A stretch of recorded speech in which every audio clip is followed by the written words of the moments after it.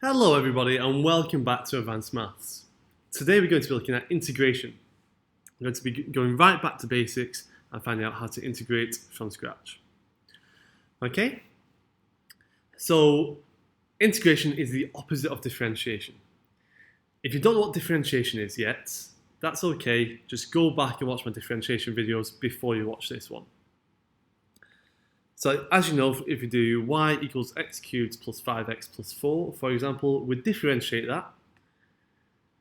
And the x cubed becomes 3x squared, the 5x becomes 5, and the 4 disappears.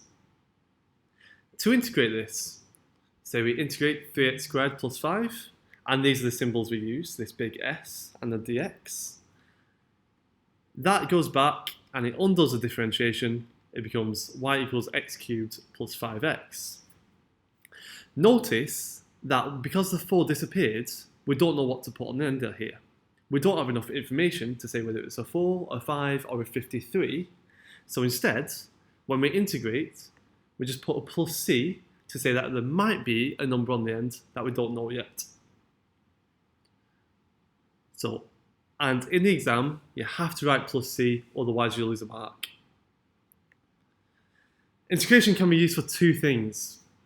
So we might find the original function given the derivative. If you're given dy over dx, an equation for that in the question, and you want to find the original function, then you integrate it to undo the differentiation. It can also be used to find the area under a curve. And I'll be doing another video on these two later on. And this is the area it will find, but I'll do a video on that later on, as I say. How? Well, we use this formula here.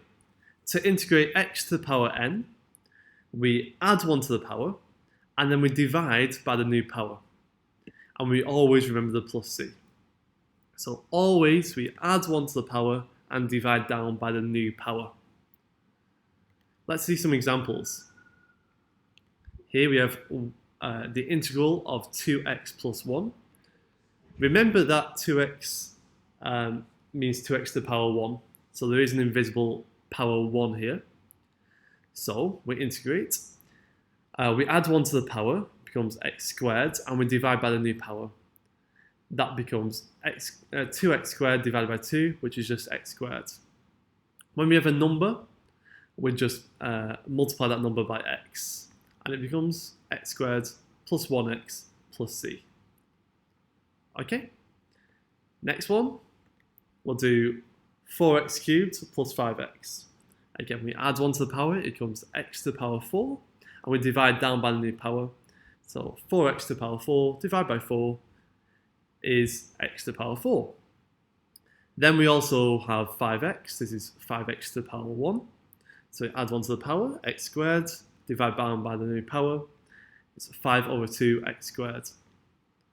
Like this. And remember the plus c.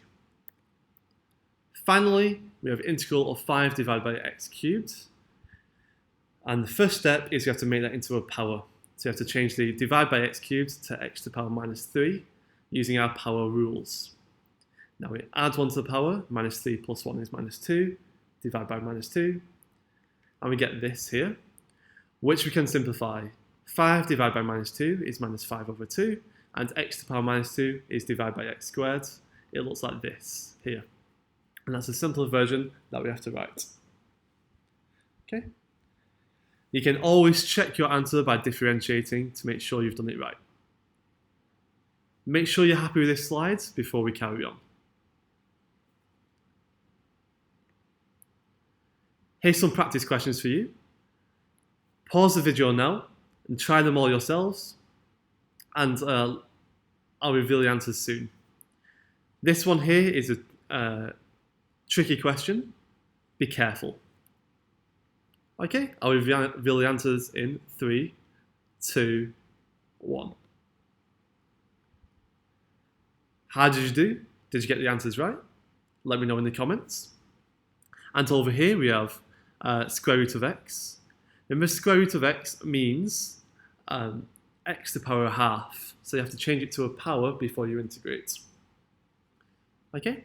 And I hope you all remember the plus C's on the end to make sure you get all the marks.